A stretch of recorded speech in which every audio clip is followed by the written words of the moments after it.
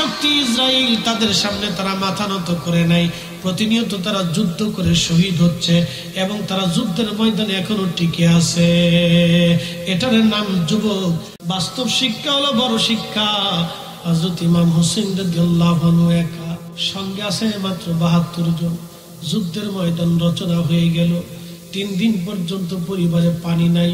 বুঝতেই পারতেছেন, খাওয়া দাওয়া বন্ধ, পানি নাই। তৃষ্ণায় হযরত জয়নুল আবেদিন কাঁদে, তৃষ্ণায় হযরত শিশু আলী আসগর কাঁদে, তৃষ্ণা মহিলারা বাচ্চারা কাঁদে।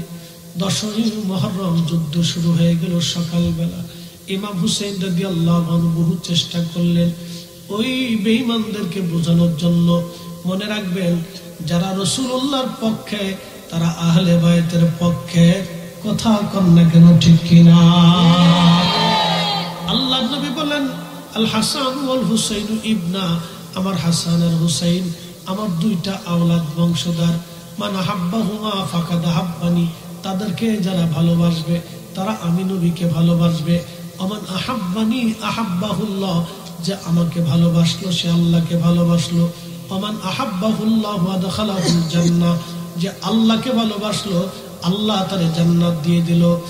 ফামান আবগাদাহুমা আবগাদানি, বরং তাদের সাথে যারা দুশমনী করলো, হাসান হুসাইনের সঙ্গে তারা আমার সাথে দুশমনী করলো। আমান আবগাদানি আবগাদাহুল্লাহ, যে আমার সাথে দুশমনী করলো সে আল্লাহর সাথে দুশমনী করলো। আমান আবগাদাহুল্লাহ ওয়া দাখালাহুন নার, যে আল্লাহ আমার সাথে দুশমনী করলো আমার মালিক আল্লাহ তারে জাহান্নাম দিয়ে দিল। তার মানে হাসান হুসাইনের ভালোবাসা মূলত নবীর ভালোবাসা, নবীর ভালোবাসা আল্লাহর ভালোবাসা। হাসান হুসাইনের দুশমনী আল্লাহর নবীর সাথে দুশমনী, আল্লাহর নবীর সাথে দুশমনী মূলত আল্লাহর সাথে দুশমনী। কি কথা কন না কেন, ঠিক কিনা?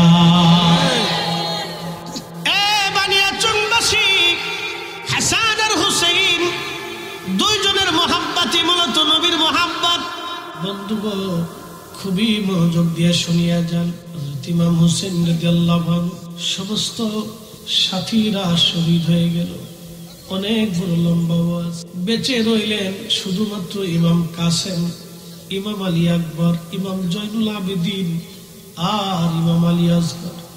ইমাম কাসেম ইমাম হাসানের বড় সন্তান, তলোয়ার হাতে নিয়ে যুদ্ধের পোশাক নিয়ে ইমাম হুসাইনের সামনে দাঁড়ায় বললেন, চাচা যান, বিদায় দেন, আর দুনিয়াতে দেখা হবে না। রওনা হয়ে গেলেন যুদ্ধে। প্রচন্ড যুদ্ধে শহীদ হয়ে গেলেন ইমাম কাসেম। হযরত আলী আকবর আসলেন, আব্বা যান, আমার বড় ভাই ময়দানে শহীদ হয়ে গেছে, বিদায় দেন, আবু ময়দানে চলে যাব, শহীদ হওয়ার জন্য রেডি হয়ে আছি। হযরত ইমাম হুসাইন রাদিয়াল্লাহু আনহু বললেন, বেটারে তুমি তোমার বাবা মার খেদমত করো। ইমাম আলী আকবর বলেন, আব্বা যান ক্ষমা করবেন, মনটা চায় শাহাদাতের বিছানায় ঘুমিয়ে থাকতে। আমার কতজন এই ময়দানে ঘুমাইতেছে, হুজুর আমাকে বিদায় দেন, আমি এই ময়দানে শহীদ হয়ে ঘুমাইতে চাই। বড় সন্তান আলী আকবর রাদিয়াল্লাহু আনহু শহীদ হয়ে গেলেন।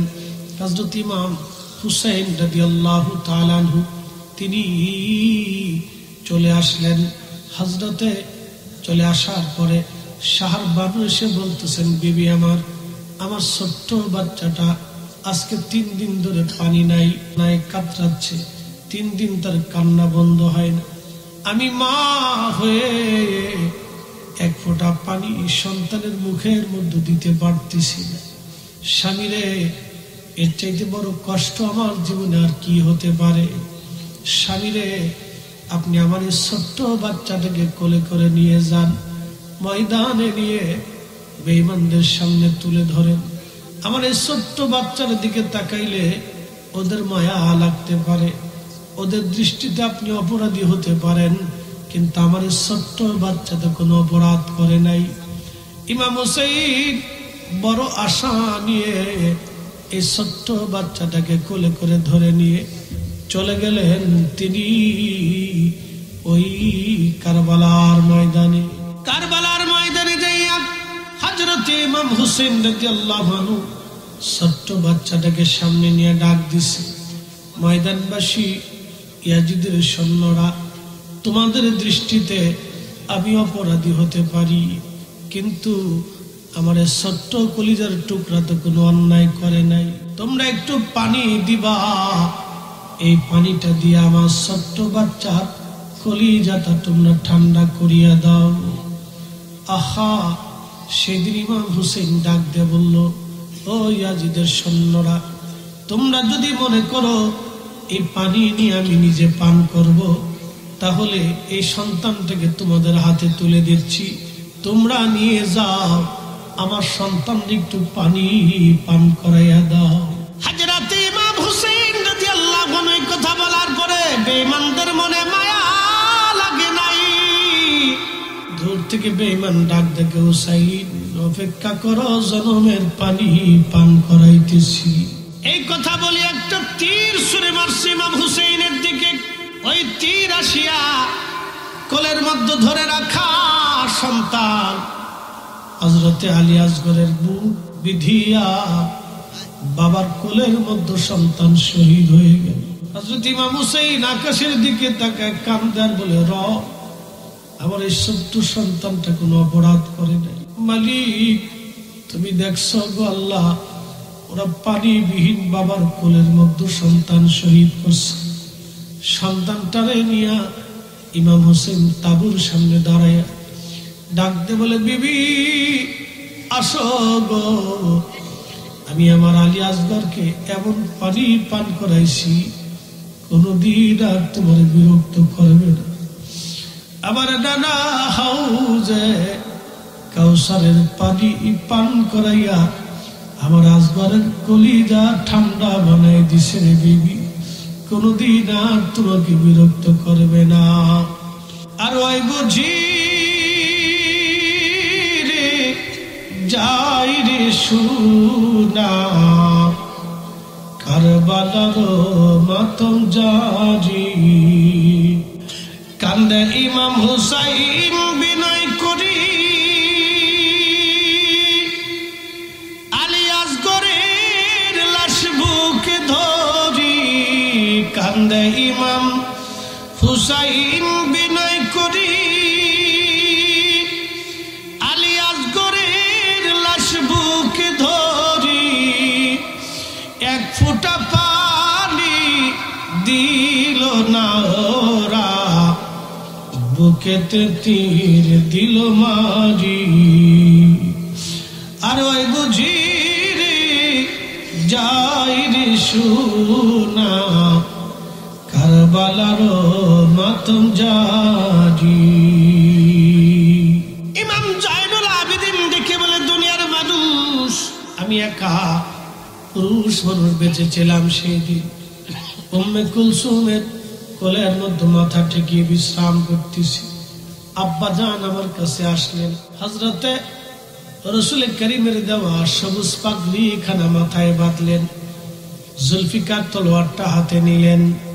হযরত আমির হামজার বললাম যেটা লোহার বর্মটা গায়ে লাগাইলেন, যুদ্ধের পোশাক পরিয়া আব্বা আমার কাছ থেকে বিদায় নিতে আসলেন। বললেন, বেটারে বিদায় নিচ্ছি, দুনিয়াতে আর দেখা হবে না। হযরত ইমাম হুসেন রাদিয়াল্লাহু আনহু বিদায় নেওয়ার জন্য সেই দিন সন্তানকে কাছে ডাকলেন। জয়নুল আবেদিন বললেন, আব্বা যান, আপনি যদি আমার অনুমতি দেন আমি নিজে যুদ্ধের ময়দানে যাব, আপনাকে জিহাদের ময়দানে যেতে হবে না। আমার কত ভাইরা এই ময়দানে শহীদ, আমিও চাই আমার ভাইরা শহীদ হয়ে যাক। কষ্ট হচ্ছে আপনাদের? একসাথে বলি তো আল্লাহু আকবার। একবারে শেষ প্রান্তে আসছি, একটু মনোযোগ দেন। বিষয় দিছে, বক্তাদেরকে বিষয় দিতে হয় না। আল্লাহ আমাদের মগজের ভিতরে শত শত বিষয় দিয়ে রাখছে, একটা নির্দিষ্ট বিষয় দিলে ওটার উপরে ওয়াজ করে। কালকে বলবেন যে হুজুরের বিষয় দিচ্ছে, হুজুরের বিষয় ওয়াজ করে না, জ্বালার কোনো শেষ নেই। বুঝতে পারছেন? আমাদের মগজে আল্লাহ শত শত বিষয় দিয়ে, কত বিষয় ওয়াজ শুনবে, শত শত বিষয় দিয়েছে। এই জন্য বক্তাদেরকে অন্তত যারা প্রধান বক্তা মনোনীত করবে, এদেরকে বিষয় দিবে। এরা এই মগজ থেকে আল্লাহর পক্ষ থেকে যেটা আসে এটা উত্তম। এরা সমাজের নানান দিক আলোচনা করতে হয়, নানান বিষয় আলোচনা করতে হয়, সমসাময়িক বিষয়, আন্তর্জাতিক বিষয়, কোরআন সুন্নাহ সব বিষয়গুলো টেনে এনে আপনাদেরকে বুঝাই। বিষয় দিচ্ছেন, এই বিষয়ের বাইরে যাওয়ার আসে, যাইতে পারতাম। বহু সাবজেক্ট আছে, সাবজেক্টের উপর। এমন কোন বিষয় নেই ইনশাল্লাহ ফরিদ হিসাব না পারে। ওয়াজের বয়স 16 বছর, মাদ্রাসায় কামিল পাস করছি আর 2008 সালে, তাহলে আজকের কথা না, বহু বছর আগে পড়াশোনা শেষ। এমন কোন বিষয় নেই ইনশাল্লাহ যে বিষয়ে আমি ওয়াজ করতে না পারি। প্রত্যেকটা বিষয়ে আল্লাহ আমার এলেন, বিতর্কিত না বিতর্কিত সবই পারি, কোনোটা বাদ নাই। যাই হোক, তার কোনো সাবজেক্টের উপরে বলতে হবে, সাবজেক্ট যেহেতু দিয়ে দিচ্ছেন এটার উপরেই আলোচনা করতে হবে। কিন্তু বলবেন হুজুর এগুলো তো শুনছি, এখন আপনাদেরকে বলি কারবালার ঘটনাকে আমি নতুন করে বানাবো, কথা কন নাকি? বানাবো নি, আমি বানানোর সুযোগ আছে? তো যেটা ঘটছে এটাই বলবো। তো এটা তো 30 বছর ধরে শুনতেছেন আপনারা, ঘটনা তো একটাই। আমি তো নতুন করে এটা বানানোর কিচ্ছু নাই। যে রং ঢং করে কিছু বানায় বলি এটা তো সর্বনাশ। আমি ঘটনা বানায় বলি, কিচ্ছা বানায় বলি, এটা তো বলা যায় না, সুযোগ নাই। তার আহলে বায়তের রাসূলকে কেন্দ্র করে এখানে মিথ্যা বলার তো কোনো সুযোগই নাই, কি কথা কন না? ঠিক না? তো ঘটনায় তো যেটা ঘটছে এটাই বলতেছে। লড়াচড়া যদি করেন তাহলে আমার ওয়াজ শেষ। একসাথে বলবেন আল্লাহু আকবার। ইমাম হুসেন শহীদ হয়েছিলেন সত্যের জন্য না মিথ্যার জন্য? কথা কন না কেন? সত্য না মিথ্যা? তাহলে হ্যাঁ ইমাম হুসেন ঠিক না হয় ইয়াজিদ ঠিক? কোনটা ঠিক? ইমাম হুসেন ঠিক। তো ইমাম হুসেনের বিরুদ্ধে 22,000 যারা ছিল সব বেঠিক, ইমাম হুসেনই সঠিক। ওনার বিরুদ্ধে যারা ওই সময় ছিল তারাও সব বেঠিক, উনি ঠিক। এক কথাই ঠিক, কথা কোন ঠিক কিনা? ইমাম হুসেন শহীদ হলেন, শহীদ তো অবশ্যই হয়েছে। শহীদ কারা করছে? কাফের মুশরিক বেঈমানরা না, মুসলিম নামধারী মুনাফিকরা করেছে, কথা কোন ঠিক কিনা? ওই দিন যারা ওনার বিরুদ্ধে তলোয়ার ধরেছিল তারা বুঝেন তো তারা কত বড় কলিজার পাপিষ্ট কলিজার ছিল। কি হয়েছে রে? এটা গুতাগুতি করস কে? আচ্ছা একভাবে রাখ বাবা, একভাবে একসাথে বলি তো আল্লাহু আকবার।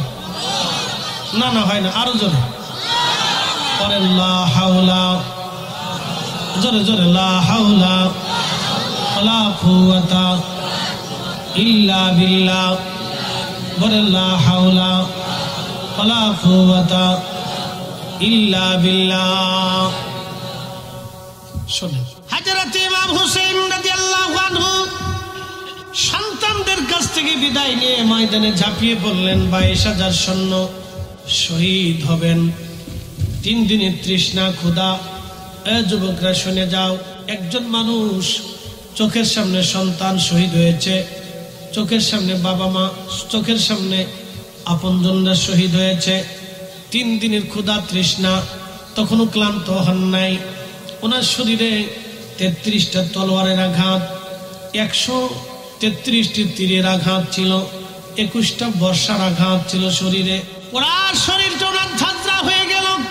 পড়ে গেলেন তিনি। সীমার বুকের উপরে চাপ দিয়ে গলার মধ্যে তলোয়ার চেপে ধরেছে। ইমাম হোসেন বললেন, সীমার আমি জানি তুই সেই কালো ডোরা কাটা কুকুর। 40 বছর আগে নবীজি স্বপ্ন আমাকে বলেছিলেন, হুসাইন আমি স্বপ্ন দেখছি একটা কালো ডোরা কাটা কুকুর তোমার শরীরে মুখ, তোমার রক্তে মুখ লাগাইছে। সীমার আমি জানি তুই সেই কালো ডোরা কাটা কুকুর, তুই আমার রক্তে মুখ লাগাবি, আমাকে শহীদ করে দিবি। সীমার রে একটু সুযোগ দিবি, আমি 2 রাকাত নামাজ আদায় করে শেষবারের জন্য আল্লাহকে সেজদা দিতে চাই। একবার জোরে বলা যাবে কি মারহাবা? এখন বলেন এখান থেকে শিক্ষা কি? এখান থেকে আমাদের জন্য শিক্ষা হলো আওলাদের রাসূল শাহাদাতের সময় নামাজ ছাড়ে নাই। আমরাও হুসাইনি মুসলমান, জীবন চলে গেল নামাজ ছাড়া যাবে না। কি কথা কর না কেন জোরে বলে? কিন্তু নামাজ পড়ি ঠিক মতো পড়ি। পাকিস্তানি মিলিটারি বাঙালিরে কয় তো হিন্দু না মুসলমান? কা মুসলমান। তো মুসলমান তো কালমা বাতা, লা ইলাহা ইল্লা আনতা সুবহানাকা ইন্নী কুনতু মিনাজ জালিমিন। तो पाकिस्तानी का बंगाली ये तो बंगाली है, जंजाल ही ये तो कलमा नहीं, ये तो मुसीबत के दुआ है। सारा में विपदे पड़े कलमा बोले বেলাইছি। তা আমদার বাঙালি কে দোষ হলো তাই। কারবালার ওয়াজ যতই শুনেন নামাজ তো ঠিকমতো পড়তেছেন না। আরে ইমাম হুসাইন রাদিয়াল্লাহু আনহু শাহাদাতের সময় নামাজ ছাড়ে নাই। আমরাও আজকে থেকে নিয়ত করে যাব আমরাও ছাড়ব না। কথা কন না কেন ঠিক কিনা? শহীদ হয়ে গেলেন, ওনাকে শহীদ করা হলো নির্মমভাবে। দেহ থেকে মাথা আলাদা করা, আহা পৃথিবীর পৈশাসী নিকৃষ্ট হত্যাযোগ্য ছিল। ওনার দেহ থেকে মাথা কেটে আলাদা করে ফেলা হলো। মাথা মোবারকে বর্ষার আগে বিধাইয়া ওরা আনন্দ মিছিল করতে লাগে। এক বর্ণনাতে আসছে, ইমাম ইবনে কাসির আল বাদায়াতে লিখছেন, ওনার দেহকে ওরা নিয়ে দাফন করলো। কিন্তু দাফন করলে কি হবে, ওদের চিন্তা হলো ইমাম হুসাইনের কবর যাতে কেউ কোনোদিন খুঁজে না পায়। সেই জন্য কারবালার থেকে ওই ফরাত নদী থেকে ওরা পানি এনে এই পানিগুলি পুরা কারবালায় সরাইয়া দিয়ে একবারে মাটির সাথে সমান করে দিল, কোথায় কবর কেউ খুঁজে পাবে। সারা ময়দানে পানি ভরে দিয়ে ওরা চলে গেল। কারবালার মানুষ কবর খুঁজে পায় না, কিন্তু একজন বেদুইন বদুয়া আশিক রাসূল, ও বানিয়াচুঙের মুসলমান, ইশকে রাসূল অন্তরে আনার জন্য দলিল লাগে না, বিনা দলিলে হয়। কথা কন্যা কেন ঠিক কিনা? নবীর পক্ষে থাকার জন্য তকদির লাগে, ভাগ্য। এক বেদুইন শুনছে হযরত হুসাইন আর দুনিয়ায় নাই, কারবালার শহীদ। ওই বেদুইন দৌড়ে আসছে মরুভূমি থেকে। কয়েকদিন পরে কারবালায় আসার পরে কারবালাবাসীদেরকে ডেকে বলে, কারবালাবাসী বলো আমার হুসাইনের কবর কোন জায়গায় আছে? কারবালার লোকজন বলতেছে, বেদুইন কোথায় কবর আছে আমরা বলতে পারবো না। তারা পানি দিয়ে একবারে পুরা কারবালা ভরে দিয়ে গেছে। ইমাম হুসাইন রাদিয়াল্লাহু তাআলা আনহু বললেন, আরে কারবালার মানুষ।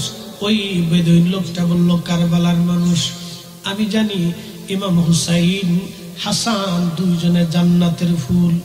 আমি এটাও জানি তাদের শরীরে নবীর রক্ত প্রবাহিত।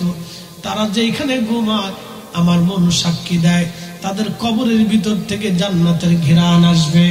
এই কথা বলার পরে কারবালার মাটিগুলি নিয়ে নাকে লাগাইতে লাগলো, মাটিগুলি নিয়ে নাকে লাগাইতে লাগলো, মাটিগুলি নিয়ে নাকে লাগায় দেখে কোথায় থেকে জান্নাতের ঘ্রাণ আসে।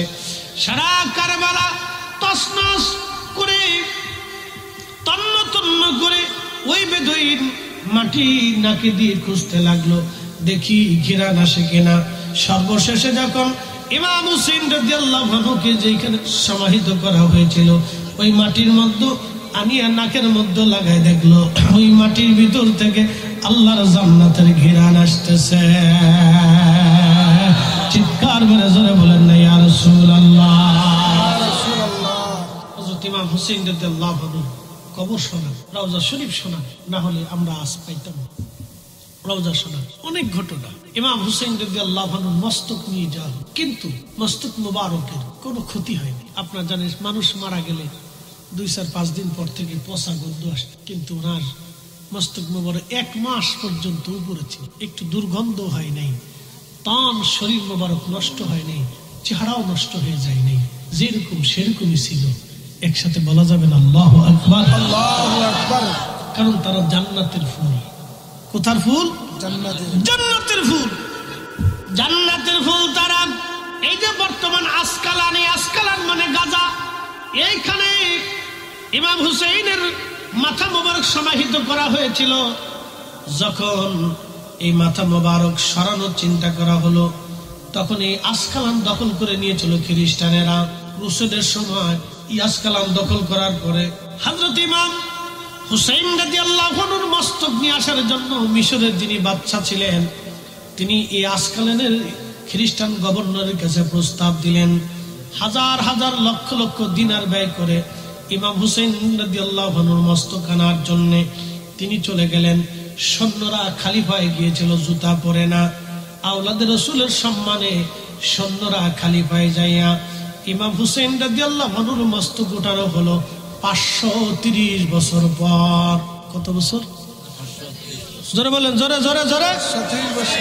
ইতিহাস জানা লাগবে। এই আসকালান, এটার আগে নাম ছিল আসকালান, যেটা গাজা, এখন যুদ্ধ হচ্ছে। এটা আগে নাম ছিল আসকালান। এখানে ইমাম হুসাইনের মাজার ছিল, মস্তক রাখা হয়েছে। তো ক্রুসেডাররা এটা দখল করে নিল। তো মিশরের বাদশা এটা নেওয়ার জন্য, মিশরে নেওয়ার জন্য প্রস্তাব দিলেন। তো ওরা বললো অনেক টাকা দিতে হবে। তো অনেক অর্থের বিনিময়ে তিনি নিলেন। 500 বছর পরে ইমাম হুসাইনের মস্তক 500 বছর আগে যেমন, 500 বছর পরে তেমন। আল্লাহু আকবার বলবেন না? না না, হয় না। আরো জোরে বলেন, আরো জোরে বলেন। 500 বছর আগে যেমন, 500 বছর পরে তেমন। আল্লাহর কোরআন তার বাস্তব প্রমাণ। আল্লাহ বললেন ওয়ালা তাকুলু লিমান ইউকতালু ফি সাবিলিল্লাহি আমওয়াত। আল্লাহর পথে যারা জীবন দেয় তাদেরকে মরা বলে বলিও মনে করিও না, বাল আহইয়াউ ওয়ালাকিন লা তাশউরুন।